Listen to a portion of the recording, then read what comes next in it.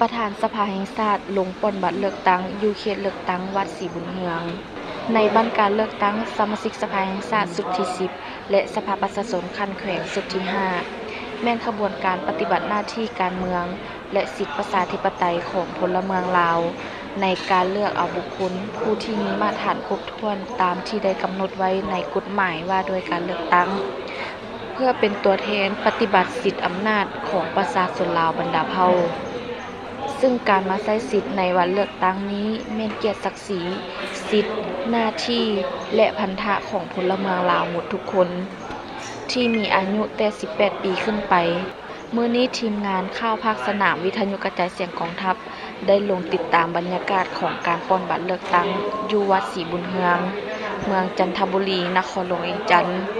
ซึ่งเป็นเขตเลือกตั้งที่1หน่วยปล้นบัตรเลือกตั้งที่23โดยการเข้าร่วมปล้นบัตรแม่นท่านปริญญาเอกไสยสมพรพรหมวิหารประธานสภาแห่งชาติมีคณะกรรมการเลือกตั้งและพ่อแม่ประชาชนผู้มีสิทธิ์ปล้นบัตรเลือกตั้ง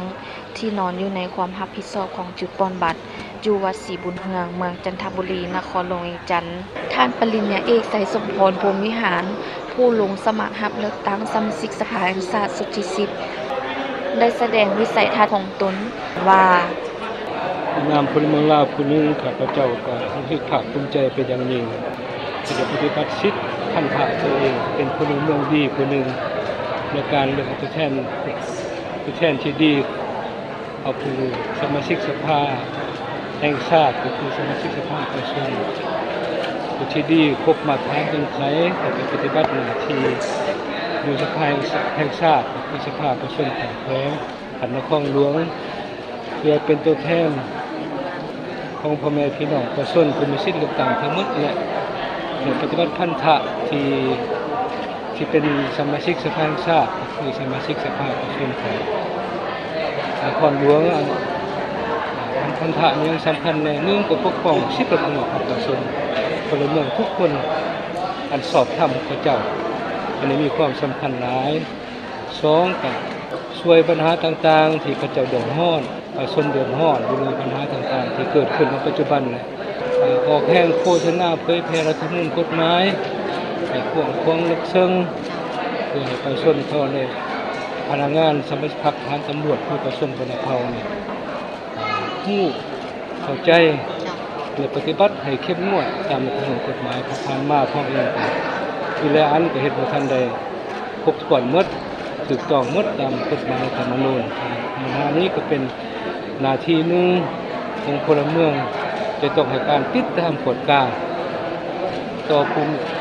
ผู้แทนตนเองเลือกได้เฮ็ดหน้าที่ดีหรือบ่สมมุติเป็นผู้แทนของประชาชนอันนี้ก็เป็นปัญหาหนึ่งที่เป็นพลเมืองผู้หนึ่งต้องรู้ติดตามกฎกาฉะนั้นข้าพเจ้าอันนี้ก็มีความสำคัญหลายพร้อมนี้ท่านนายบ้านศรีบุญเฮืองได้ให้สัมภาษณ์ว่าข้าพเจ้าชื่อนางวรรณพรทิพย์พวงศ์นายบ้านศรีบุญเฮืองเนาะตั้งหน้าให้คณะการจัดตั้ง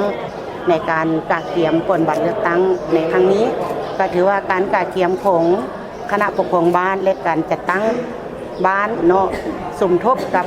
พนักงานหักฐานเนาะแล้วก็ได้มีการกาเกียมตั้งแต่เดือน1มาเดือน1นี่พวกเขาจะสำรวจพลเมืองเก็บกรรมผู้ที่มีอายุ18 ปีขึ้นไปเพื่อส่งให้คันถึงโตมาพวกเขาก็จะได้มากาเกียมสถานที่การกาเกียมสถานที่การกาเกียมความพร้อมเรียกงานป้องกันถือว่าพวกเขาได้เฮ็ดสำเร็จ 100% เนาะตัวนี้นะแล้วก็ส่วนพลเมืองทั้งหมดเนาะของบ้านของพวกเขาแม่นมี 1,954 คนหญิง985 คนในนั้นเนาะการแบ่งหน่วยปล้นบัตรเลือกตั้งแม่นบ้านของพวกเราจะมี2หน่วยที่1แม่นหน่วยเสาส่งของการเลือกตั้งเนาะจะอยู่ห้องการบ้านศรีบุญเฮืองหน่วยที่2เป็นหน่วยเสา3ปล้นบัตรแม่นอยู่วัดศรีบุญเฮือง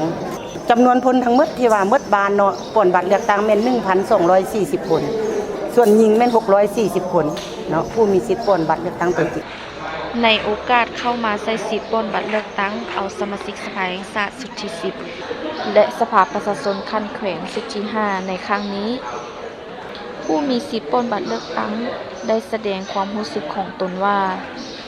ส สบายดีข้าพเจ้าชื่อนางวิไลศักดิ์ดวงศิริ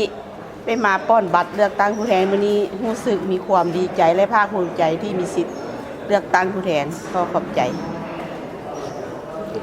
ข้าพเจ้าแม่อรซ่อนมักคีระวงศ์บ้านสีบุญเฮืองหน่วย15ที่ว่าได้มาปอนบัตรมื้อนี้มีความหูซึกภาคภูมิใจในการจัดตั้งพรรคหลักของเฮาหูซึกดีใจที่ได้ใส่สิทธิ์ของตัวเองในนามประชาชนผู้หนึ่งที่ได้มาเลือกตั้งผู้แทนมื้อนี้เพราะว่าผู้แทนเป็นกระบอกเสียงหรือเป็นตัวแทนให้ประชาชนทั้งประเทศหรือว่าประชาชนที่ว่าในบ้านเฮาจุดที่1จุดที่2เป็นประชาชนร่วมของประชาชนลาวที่ว่าพวกเฮาภาคภูมิใจที่ว่าได้เลือกเพิ่นมาเป็นกระบอกเสียงแทนประชาชน ผ่านการลงติดตามบรรยากาศของการปล้นบัตรเลือกตั้งอยู่วัดศรีบุญเฮืองเมืองจันทบุรีนครหลวงเวียงจันทน์ซึ่งเป็นเขตเลือกตั้งที่ 1 หน่วยเลือกตั้งที่23สังเกตเห็นว่าพ่อแม่ประชาชนได้เข้ามาใช้สิทธิ์ของตนอย่างมีบรรยากาศฟดฟื้นนับตั้งแต่เริ่มเปิดหีบปล้นบัตรเวลา 7:00 เป็นต้นมาคาดว่าเมื่อฮอดกำหนดปิดหีบปล้นบัตรจะมีผู้มาใช้สิทธิ์ปล้นบัตรของตนอย่างครบถ้วนนางลิตากัตติยวงศ์นักข่าววิทยุกระจายเสียงกองทัพรายงานจากวัดศรีบุญเฮืองเมืองจันทบุรีนครหลวงเวียงจันทน์